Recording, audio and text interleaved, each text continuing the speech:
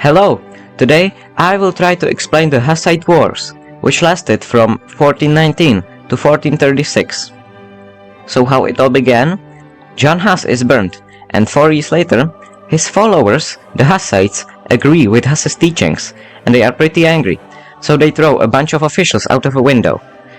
This will later be called the First Defenestration of Prague, and yes, there was a second one in 1483 and a third one in 1618, and every time it was Protestants throwing Catholics out of a window.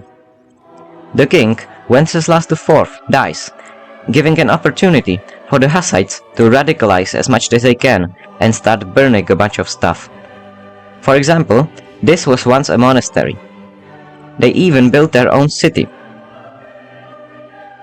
In 1420, the Pope, Martin V, says, "Enough is enough, I call for a crusade."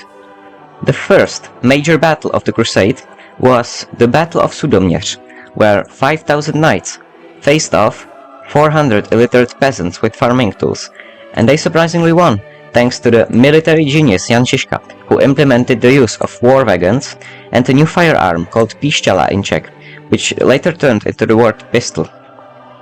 The military genius Jan Žižka also placed his army that way, so when the Crusaders fled, they got stuck in a lake of mud, where they, with their heavy steel armor, became an easy target for the lightly armored Hussites.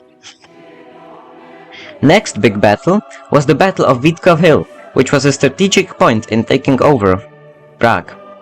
And both sides wanted it, so 8,000 knights faced off against a mighty army of 26 men, 3 whole women, 50 archers, and they ended up beating them thanks to the military genius Jan Žižka, who had smartly placed his war wagons on the hill. In 1421, the Pope Martin V said, that did not really work out, did it? Let's call for another one. And they were brutally defeated at the Battle of Německý Brod, with Hussites taking over the city and the Crusaders fleeing. Also, the military genius Jan Žižka, the greatest general of all time, without an eye, later completely blind, who has never lost a single battle, sadly died in 1424. His soldiers started calling themselves orphans in his remembrance, and also his final wish was to make his skin into a drum, so that he would continue leading his men into battle even after his death. And it came true, and we maybe still have it to this day. In 1427, the Pope, Martin V, called for one more crusade against the Czech heretics. And they got obliterated in the Battle of Tachov, which was not really a battle because the Crusaders started fleeing because they got scared.